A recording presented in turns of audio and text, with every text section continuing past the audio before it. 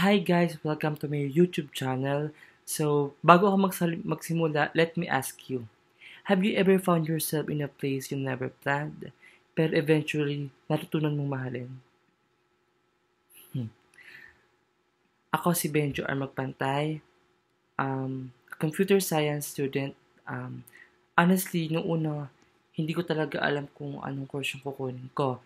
Then, napadpad lang ako sa CS. And to be real, um, nung unang pasok pa lang, bakbakan agad.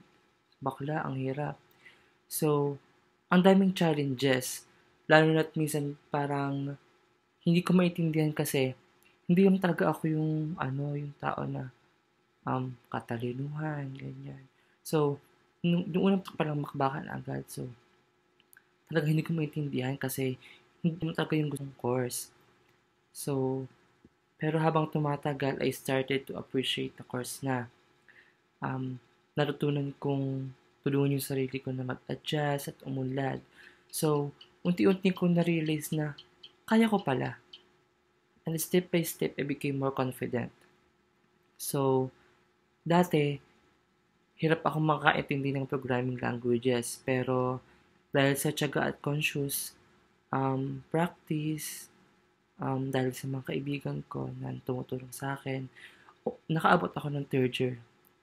At nakaharap ako ng strength sa UI, UX design. So, doon ko nailabas yung creativity ko sa designing. So, sa design system, prototypes at mga solution na hindi lang basta functional, kundi maganda at madaling gamitin. So, bukod doon, marami din ako nagawa dati tulad ng mga project, group works, at mga artworks na connected sa pagiging creative ko. So, doon ko nakita na kahit mahirap, may mga bagay akong kayang gawin na hindi pwedeng mabigyan ng impact ng iba.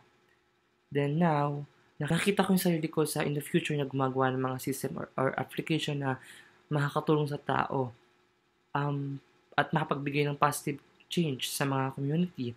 So, gusto kong pagsamahin yung creativity, problem skill, at determination ko para makagawa ng solution na both useful and innovate.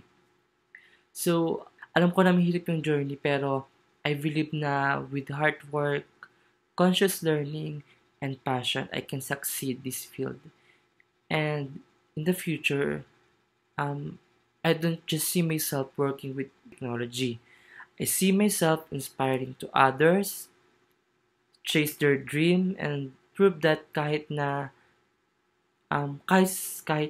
saan ka man mapunta, pwede mo pa rin mahalin at pagtagumpayan yung lunas na yon. So, yon. Thank you and I hope na sa journey ko ma-inspire rin kayo.